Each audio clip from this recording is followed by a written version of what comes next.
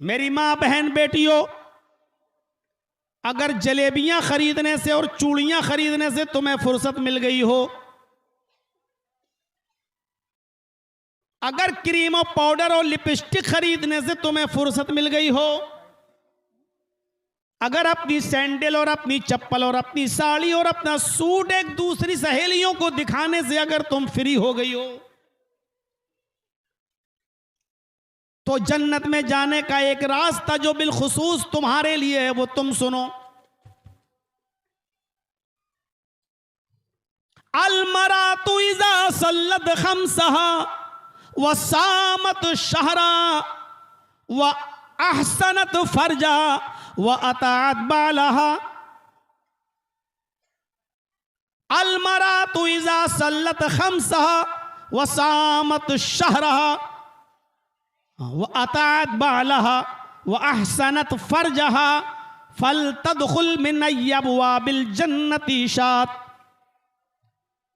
इमाम अहमद इस हदीस को अपनी मुस्नद के अंदर नकल करते हैं। अल्लाह के नबी फरमाते हैं, जिस औरत ने 5 वक्त नमाज की हिफाजत फरमाई, जो 5 वक्त नमाज पाबंदी से पढ़ती है, वह सामत शहरा, रमज़ान के पूरे महीने के रोज़े रखती है, रमज़ान के पूरे महीने के रोज़े रखती है, वह अहसनत फरजहा, और अपनी शर्मगाह की हिफाजत फरमाती है। शर्मगाह की हिफाजत के हम 2 माने हैं। एक माना तो यह कि वो अपनी शर्मगाह को किसी अपने शौहर के अलावा किसी दूसरे के बिस्तर पर नहीं ले जाती, अपने आप को अपने शौहर के अलावा किसी और के सामने वो पेश नहीं करती, अपने जिस्म को किसी गैर के सामने, शौहर के अलावा किसी और के सामने प्रस्तुत नहीं करती। एक तो शर्मगाह की हिफाजत का माना ये है, और दूसरा ये कि वो अपने सतर की हिफाजत करती है, यानी वो इतना बारीक और चुस्त लिबास नहीं पहनती कि जिससे उसके जिस्म की नशोनुमा, उसके जिस्म का बनाओ सिंगार साफ दिखाई दे, बनावट और कसावट सब दिखाई दे, उसके जिस्म का एक एक पार्ट्स आया नजर आए, नशेब व फराज नजर आए। अगर वो इतना चुस्त कपड़ा नहीं पहनती, ढीला ढाला कपड़ा पहनकर अपने सतर को छिपाती है, उसकी हिफाजत करती है, अपने जिस्म की हिफाजत करती है, वह अतात बालहा, और अपने शौहर की इताअत व फरमा बरदारी करती है, अपने शौहर की खिदमत में कोई कमी नहीं करती। ये 4 काम जो औरत घर बैठे करती है, 5 वक्त की नमाज पाबंदी से पढ़ती हो, रमज़ान के पूरे महीने के रोज़े रखती हो, अपने शर्मगाह की हिफाजत करती हो, और अपने शौहर की खिदमत में किसी किस्म की कमी ना होने देती हो, फल तदखुल मिन अब्वाबिल जन्नति शात। ऐसी औरत से क़यामत के दिन फरिश्ते मैदान महशर में कहेंगे, आए खातूने खाना, आए अल्लाह की बंदी, तेरे लिए जन्नत के 8 दरवाजे खोल दिए गए हैं, तू जन्नत के जिस दरवाजे से दाखिल होना चाहे हो जा।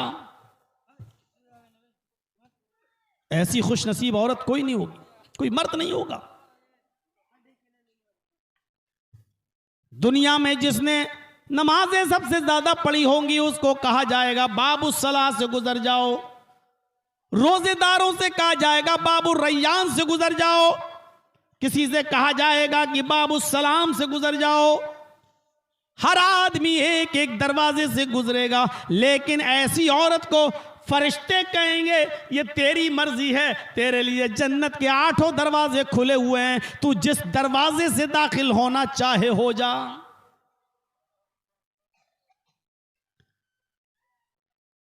ये हुक्म अल्लाह के नबी ने मर्दों को भी दिया, नौजवानों को भी दिया, लड़के और लड़कियों दोनों को भी दिया। फरमाया मैं यज़मन ली बैन लहयैहि व रिजलैहि अज़मन लहुल जन्ना।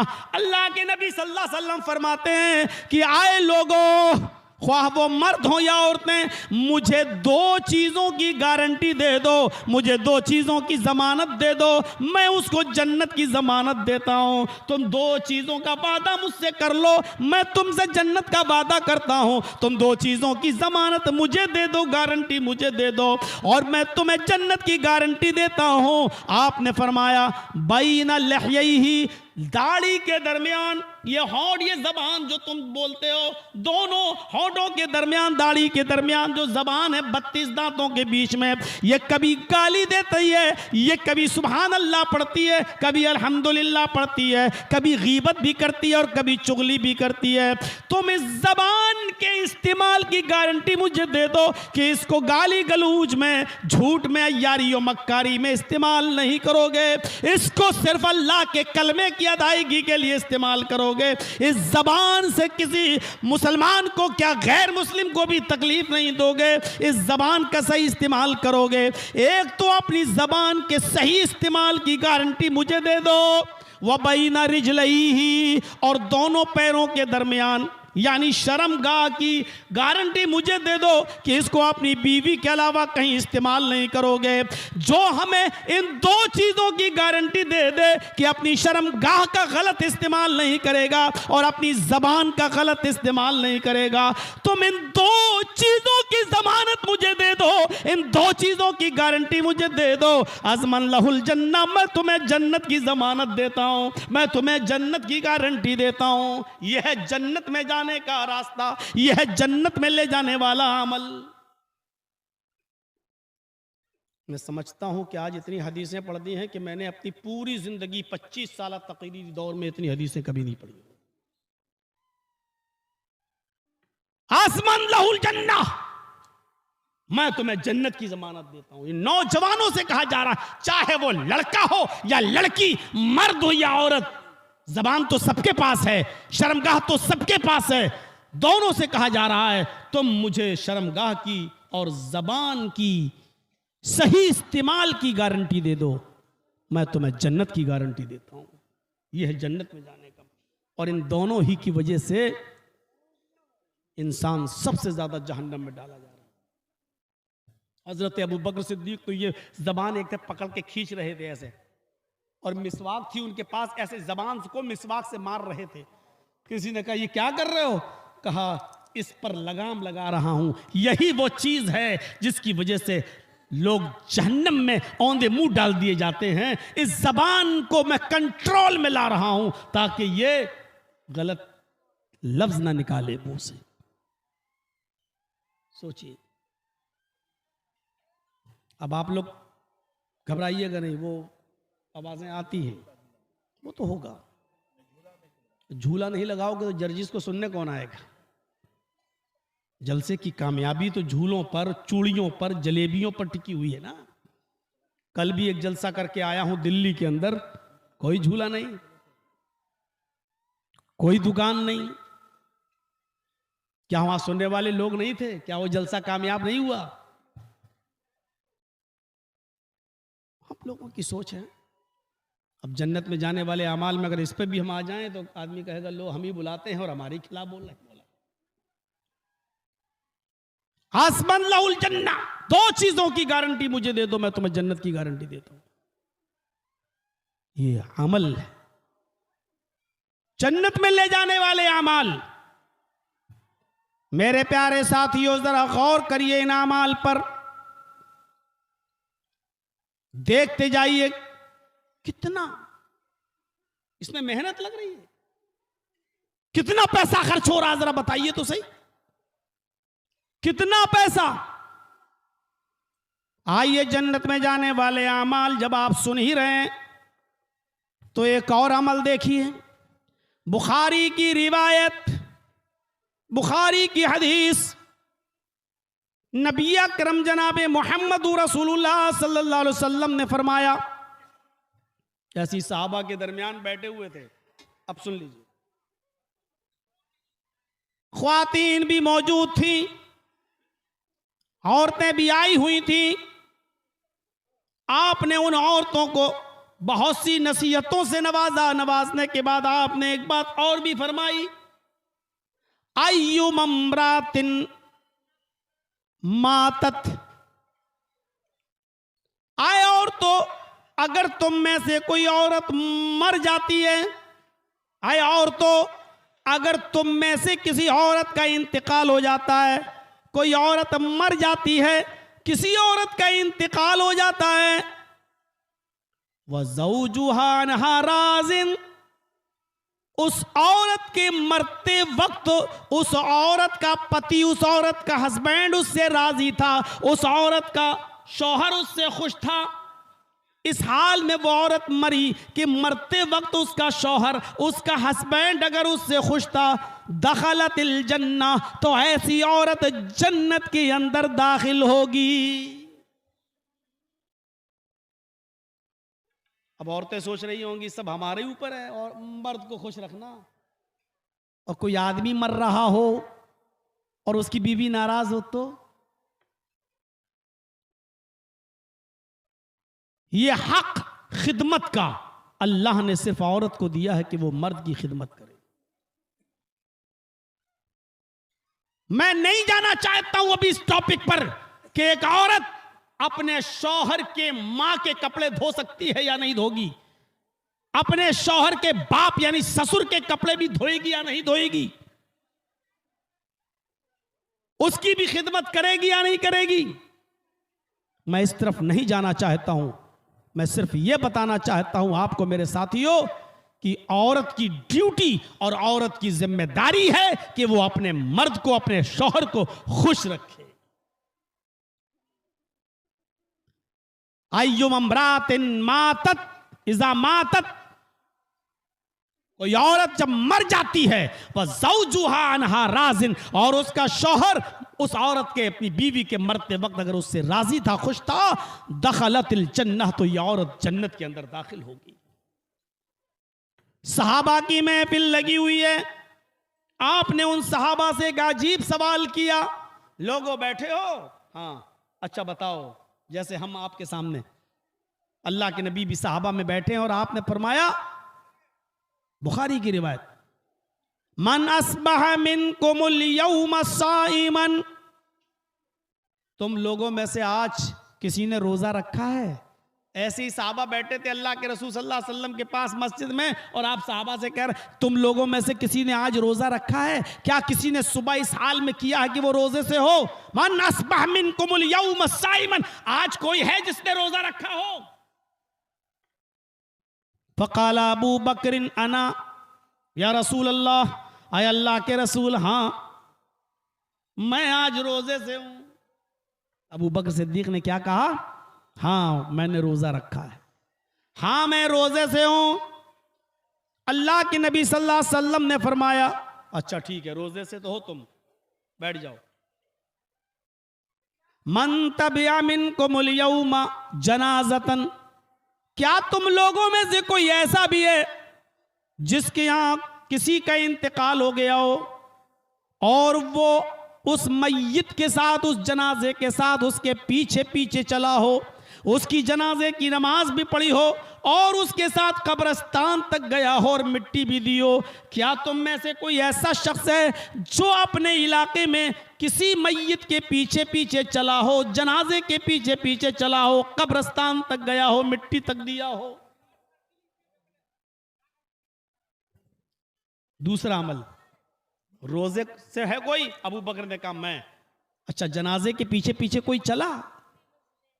फ़क़ाला अबू बकरिन अना या रसूल अल्लाह, अबू बकर सिद्दीक ने फिर कहा, आय अल्लाह के नबी, मेरे इलाके में, मेरी बस्ती में किसी का इंतकाल हुआ, मैंने ही उसको गुस्ल दिया, उसको कफन भी पहनाया, जनाजे की नमाज भी पढ़ाई और कब्रिस्तान तक भी लेकर गया, उसको कब्र में भी मैंने उतारा। हाँ आज मैंने एक जनाजे के पीछे पीछे चलकर उसको कब्रिस्तान तक पहुंचाया। आपने कहा बहुत खूब, बैठ जाओ। उसके बाद में आपने फिर पूछा, आपने फिर एक और सवाल किया, मन अतामा मिनकुमुल यौम मिस्कीनन, क्या तुम लोगों में से, आए मेरे साथियों, आए मेरे सहाबियों, क्या कोई ऐसा भी है जैसे आज किसी ने, ऐसा भी है जिसने आज किसी मिस्कीन को, भूखे को खाना भी खिलाया हो? क्या तुम लोगों में से आज कोई ऐसा भी है यहां जिसने किसी भूखे को खाना भी खिलाया हो? फ़क़ाल अबू बकरिन अना या रसूल अल्लाह, फिर अबू बकर सिद्दीक उठते हैं और कहते हैं अल्लाह के नबी, मैं रोजे से था, मेरे हिस्से का खाना रखा हुआ था, मेरे घर में एक मिस्कीन आया, भूखा आया, जरूरतमंद आया, हाँ मैंने अपने हिस्से का खाना उस जरूरतमंद को खिला दिया, उस भूखे को खिलाया। मैं एक ऐसा आदमी हूं जिसने आज एक भूखे को खाना भी खिलाया। आपने कहा अबू बकर बैठ जाओ। फिर आपने आखिरी सवाल किया, मन आदा मिनकुमुल यौम मरीजन, लोगों क्या तुम लोगों में से कोई एक ऐसा आदमी भी है जिसने आज अपने इलाके के किसी बीमार और मरीज आदमी के घर जाकर उसकी देखरेख की हो, उसकी आयादत की हो, उसकी तीमारदारी की हो? कोई गया अपनी बस्ती में अपने इलाके के किसी मरीज और बीमार आदमी की देखरेख के लिए, उसकी आयादत के लिए, क्या आज कोई गया? वक़ाल ला अबू बकर ना या रसूल अल्लाह। फिर अबू बकर सिद्दीक उठते हैं, कहते हैं कि अल्लाह के रसूल, हाँ मैंने आज मरीज की आयादत भी की है, मैं एक बीमार के घर भी गया हूँ, उसको तसल्ली भी दी है, और जो कुछ भी मुझसे हो सकता था हेल्प, मदद, मैंने उस अपनी इस्तिताअत के मुताबिक उसकी मदद भी की है। ये 4 नेकियां बयान करने के बाद आपने फरमाया, कोई है जो रोजे से है? जी मैं। कोई है जो जनाजे के पीछे पीछे गया? हाँ मैं। कोई है जिसने किसी भूखे को खाना खिलाया? जी मैंने। कोई है जिसने किसी मरीज की आयादत की? अबू बकर। जी हाँ मैंने। आपने फरमाया बैठ जाओ। उसके बाद फरमाया मजतमाना फिमरीन इल्ला दखलल जन्ना। इतनी नेकियां जिस आदमी के अंदर हो, ये खूबियां जिसके अंदर भी जमा हो जाएं, जिस आदमी के अंदर ये नेकियां ये खूबियां जमा हो जाएं, जो भूखे को खाना भी खिलाता हो, जो नफली रोजे भी रखता हो, जो मरीज की आयादत भी करता हो, हैं? जो मरीज की आयादत भी करता हो, और जो जनाजे के पीछे पीछे चलकर कब्रिस्तान तक जाता हो, ये खूबियां जिस इंसान के अंदर जमा हो जाएं, वो जन्नत के अंदर दाखिल होगा। उस आदमी का दाखिला जन्नत के अंदर होगा। ये जन्नत में ले जाने वाले अमाल हैं मेरे प्यारे साथियों। हम बहुत आसान मामूली समझते हैं। अमीर आदमी अगर बीमार है तो उसकी आयादत के लिए जा रहे हैं, गरीब है, अरे वैसे तो बीमार रोज पड़ते रहते हैं। कोई अमीर आदमी मर गया तो उसके जनाजे में हम शामिल होते हैं, कोई गरीब मर गया तो हम उसको तरजीह नहीं देते हैं। नहीं, हजरत अनस कहते हैं काना रसूलुल्लाह सल्लल्लाहु अलैहि वसल्लम यऊदुल मरीज व यशहदुल जनाजा व यरकबुल हिमार व युजीबु दावतल अब्द। अल्लाह के नबी सल्लल्लाहु अलैहि वसल्लम के बारे में हजरत अनस बयान करते हैं कि नबी की खूबियां ये थी, नबी के अंदर की विशेषताएं ये थी, नबी के गुण ये थे, नबी का उसके वस्फ ये था, क्या कान यऊदुल मरीज। किसी भी मरीज के बारे में सुन लेते कि वो बीमार है, आप उसके घर तक जाते, उसकी आयादत करते, वो अमीर हो या गरीब हो, आप कुछ नहीं देखते और उसकी आयादत करने के लिए जाते। वह यशहदुल जनाजा, कोई भी इंतकाल कर जाता, आप उसके जनाजे में शरीक होते, उसके गम में उसका साथ देते, उसके घर वालों के गम में शरीक होते। वह यशहदुल जनाजा, आप उसके जनाजे में हाजिरी देते। वह यरकबुल हिमार, तकब्बुर और घमंड नाम की कोई चीज नहीं थी। आप सवारी के लिए जरूरी नहीं कि ऊंट हो, आप गधे पर भी बैठ जाते और गधे की भी सवारी कर लेते। गधे के ऊपर भी बैठकर आप 2-4-5 किलोमीटर 2-4-5 मील आप सफर कर लेते, और आप इसमें अपनी कोई सुबकी, अपनी कोई तजलील महसूस नहीं करते, अपनी बेइज्जती महसूस नहीं करते। बुर्राक पर बैठकर सफर करने वाली हस्ती, बुर्राक पर बैठकर जन्नत और जहन्नम को देखकर आने वाली हस्ती दुनिया में जब आए तो आप गधे पर भी बैठ गए। मेरे भाइयों, आपके अंदर तकब्बुर और घमंड नाम की कोई चीज नहीं थी। वह युजीबु दावतल अब्द, और आप अपने गुलाम की दावत, अपने नौकर की दावत भी कबूल कर लेते, बल्कि उसके साथ बैठकर खाना भी खा लेते। आपके अंदर कोई तकब्बुर नहीं था, कोई घमंड नहीं था, आप अपने गुलाम की दावत भी कबूल कर लेते।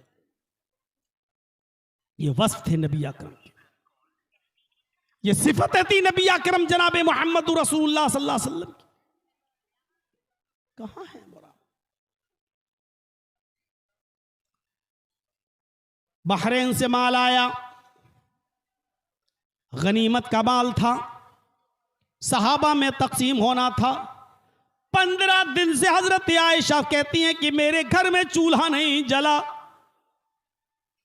अल्लाह के नबी ने फरमाया आयशा खुश हो जाओ, आज माल तकसीम होगा, मुझे भी हिस्सा मिलेगा, आज मेरे घर में भी चूल्हा जलेगा। अल्लाह के नबी सल्लल्लाहु अलैहि वसल्लम मस्जिद में जाते हैं और लोगों को उनका हक देते हैं, माल तकसीम करते हैं। सबको जितना मिलना था उतना उतना दे दिया गया। अल्लाह के नबी सल्लल्लाहु अलैहि वसल्लम को भी 2 थैले भरकर माल मिला, 2 थैले भरकर माल मिला।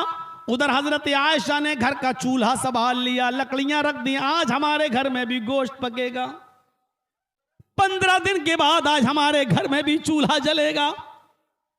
अल्लाह के नबी सल्लल्लाहु अलैहि वसल्लम अपना हिस्सा लेकर जब घर की तरफ आ रहे हैं, घर सामने दिखाई दे रहा है।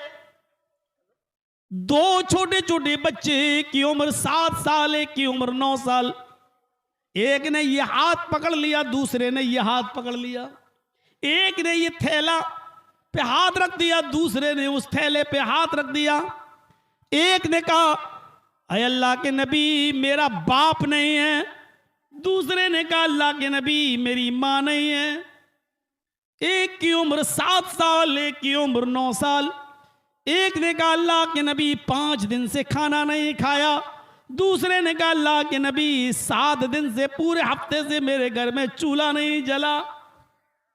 अल्लाह के नबी सल्लल्लाहु अलैहि वसल्लम ने यह हाथ छोड़ दिया और ये थैला इस बच्चे को दे दिया, दूसरा हाथ छोड़ दिया, ये थैला इस बच्चे को दे दिया। दोनों बच्चे नबी के उस थैले को लेकर जा रहे हैं और अल्लाह के नबी उन बच्चों को अपने आंखों से देख रहे हैं और उस वक्त तक देखते रहे जब तक कि वो बच्चे मोहम्मद रसूलुल्लाह की आंखों से ओझल नहीं हो गए, गायब नहीं हो गए। आपकी आंखों में आंसू थे उन यतीम बच्चों को देखकर। फिर आप अपने घर की तरफ बढ़े, दरवाजे पर दस्तक दी। आयशा सिद्दीक़ा दौड़ती हुई आई, दरवाजा खोला खुशी खुशी कि आज अल्लाह के नबी अपना हिस्सा लेकर आ रहे होंगे। जैसे ही दरवाजा खोला, क्या देखती है, जैसे गए थे वैसे ही आए, खाली हाथ गए थे खाली हाथ आए। कहा अस्सलामु अलैकुम, जवाब दिया वालेकुम अस्सलाम। अय अल्लाह के नबी आप तो अपना हिस्सा लाने वाले थे, क्या हुआ? फरमाया आयशा रास्ते में 2 यतीम बच्चे मिल गए, मैंने उन दोनों यतीम बच्चों को अपना हिस्सा, उनका अपना हिस्सा दे दिया। रख दो यहीं, अपना हिस्सा दे दिया। एक के बाप नहीं थे, एक की मां नहीं थी, एक का बाप नहीं, एक की मां नहीं। अल्लाह के नबी ने फरमाया आयशा मैंने अपनी आंखों से देखा, एक ने कहा कानों से सुना, एक ने कहा 5 दिन से चूल्हा नहीं जला, दूसरे ने कहा 7 दिन से कुछ नहीं मिला। आयशा मैंने अपना हिस्सा उनको दे दिया। हजरत आयशा कहती हैं अच्छा किया, लेकिन एक एक मुट्ठी दोनों थैलों में से निकाल लेते तो आज मेरे घर में भी चूल्हा जल जाता।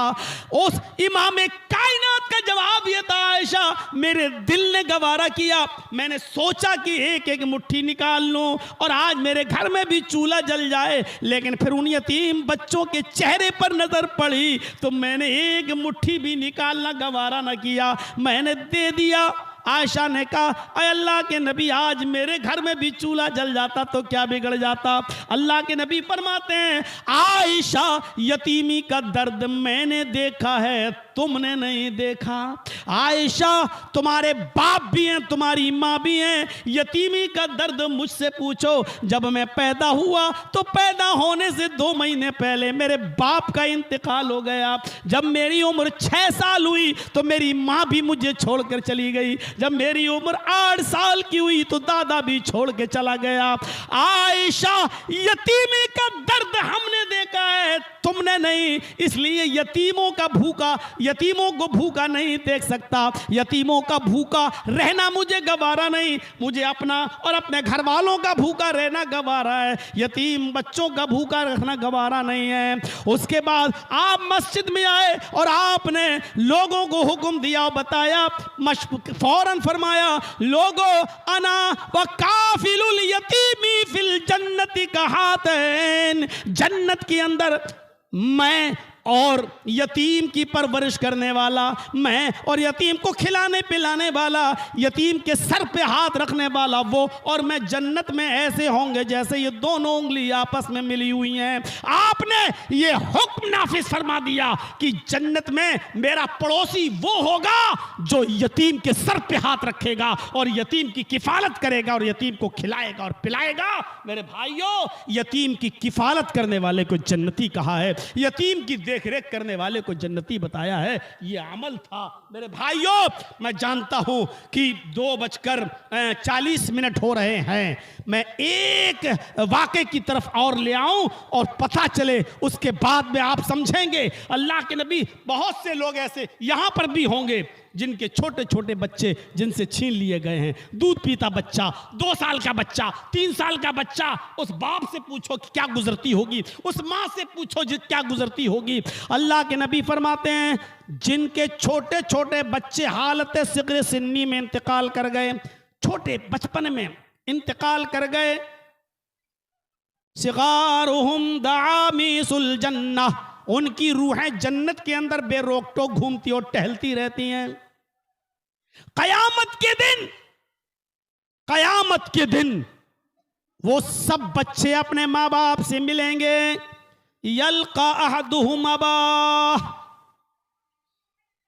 कयामत का दिन होगा। अल्लाह उनके माँ बाप को कहेगा जहन्नम में डालो, ये बदअमल थे, नेक अमल नहीं करते थे, जहन्नम में डालो। वो जहन्नम के दरवाजे पे खड़े होंगे, अल्लाह कहेगा रोको, जहन्नम में डालने से पहले आए फरिश्तों, दुनिया में मैंने इनसे इनके बच्चे छीने थे छोटे छोटे, इनको जहन्नम में डालने से पहले इनको इनके बच्चों से मिलवा दो, इनके बच्चों से इनकी मुलाकातें करवा दो। फरिश्ते जन्नत से उन बच्चों को लेके आएंगे जो छोटे छोटे बच्चे हालत सिग़्र सिन्नी में इंतकाल कर गए। उन बच्चों को उनके माँ बाप से मिलवाया जाएगा। अल्लाह कहेगा लो, मिल लो अपने माँ बाप से, और माँ बाप से कहेगा मिल लो अपने बच्चों से। ये वही बच्चे हैं जिनको हमने हालत सिग़्र सिन्नी में छीना था तुमसे। वो बच्चे जब अपने माँ बाप से मिलेंगे, अल्लाह के नबी सल्लल्लाहु अलैहि वसल्लम फरमाते हैं, हर बच्चा अपने बाप से मिलेगा। फयाखुज़ु बिनाहियत थौबी, मिलते ही वो अपने बाप के दामन को पकड़ लेगा, कुर्ते को, कमीज को जो बाप पहना हुआ होगा उसको पकड़ लेगा। अल्लाह कहेगा चलो मुलाकात का वक्त खत्म। फरिश्ते कहेंगे अब बाप जहन्नम में जाओ, बच्चों तुम जन्नत में जाओ, चलो। जैसे ही उन बच्चों को उनके माँ बाप से छीना जाएगा अलग करने के लिए, लेकिन वो बच्चे अपने माँ बाप का दामन नहीं छोड़ेंगे, अपने माँ बाप का दामन नहीं छोड़ेंगे, अपने माँ बाप के दामन पर ऐसे चिपक जाएंगे। अल्लाह के नबी फरमाते हैं फिर वो बच्चे अल्लाह से कहेंगे इलाहुल आलमीन, दुनिया में भी तूने मुझे मेरे माँ बाप का प्यार नहीं दिया और आखिरत में भी तू मुझसे मेरे माँ बाप को प्यार नहीं दे रहा है। अगर तुझे मुझे अपने माँ बाप के प्यार से महरूमी करना था तो दुनिया में तूने मुझसे मेरे माँ बाप से मुझको क्यों छीना? ये कैसा इंसाफ है? दुनिया में भी मुझे मेरे माँ बाप का प्यार न मिला और आखिरत में भी मुझे मेरे माँ बाप का प्यार नहीं मिल रहा है। नहीं, मैं इनके दामन को नहीं छोड़ूंगा। आय अल्लाह मेरे माँ बाप को मेरे साथ जन्नत में दाखिल कर दे। अल्लाह उन मासूम और छोटे बच्चों की दुआ को कबूल करेगा। हत्ता युदखिलहल्लाहुल जन्ना, यहाँ तक कि अल्लाह उसके माँ बाप को जन्नत के अंदर दाखिल कर देगा। तो ये छोटे छोटे बच्चे जो इंतकाल कर जाते हैं, इनके इंतकाल पर अगर माँ ने या बाप ने सब्र किया और वावेला नहीं मचाया, कपड़े नहीं फाड़े, रो रो कर बयान कर करके नहीं रोए और अपना सीना चाक नहीं किया और सब्र किया कि अल्लाह की अमानत थी और अल्लाह ने ले लिया, तो ऐसे लोग अपने उनके बच्चों की सिफारिश अल्लाह कबूल करेगा और उनकी कबूल करके उनके माँ बाप को जन्नत के अंदर दाखिल कर देगा। तो ये है जन्नत में जाने वाले आमाल। और भी बहुत से आमाल हैं मेरे भाइयों।